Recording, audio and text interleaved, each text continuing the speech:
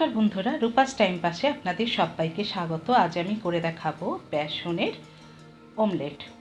তার জন্য এখানে বেসন নিয়ে নিয়েছি আমি 1 কাপ, তার সাথে একটা বড় পেঁয়াজ কুচি, কাঁচা লঙ্কা কুচি, নুন, হলুদ। আচ্ছা, আমি নুন, হলুদ, কাঁচা লঙ্কা এগুলো দিয়ে আমি অল্প অল্প জল দিয়ে একটা ব্যাটার গুলে নেব। খুব পাতলাও হবে না, খুব মোটাও হবে না, যেরকম অমলেট হয় একটু পাতলার দিকেই, কিন্তু খুব যেন পাতলা না হয়ে যায়।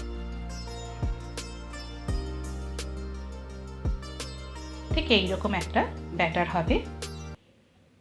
এবার বেসনটা গুলে নেওয়ার পর কিন্তু পেঁয়াজটা, মানে পেঁয়াজ কুচি যেটা, সেটা ভালো করে এর সাথে মিশিয়ে নেব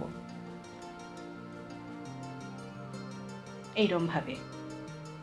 এবার একটা চাটুতে আমি একটু সাদা তেল হোক, সর্ষের তেল হোক, যাই হোক, দিয়ে 2 হাতা ব্যাটার আমি দিয়ে অমলেটের মতন করে ছড়িয়ে নেব।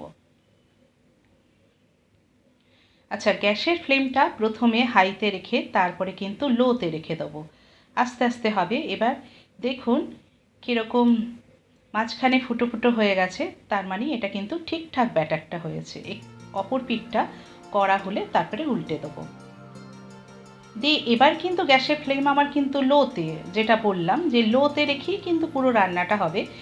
যখন মানে দেবো ব্যাটারটা তখন হাইতে। এইরকমভাবে আরেক পিঠও হয়ে গেল। 2 পিঠ ভালো করে ভেজে নামিয়ে নেব।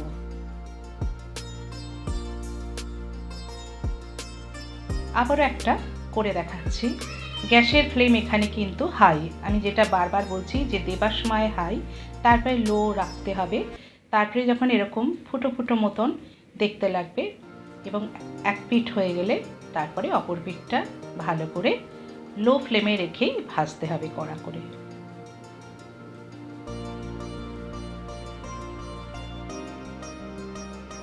ডিম ছাড়াই ডিমের মতনই কিন্তু এই অমলেটটা লাগে।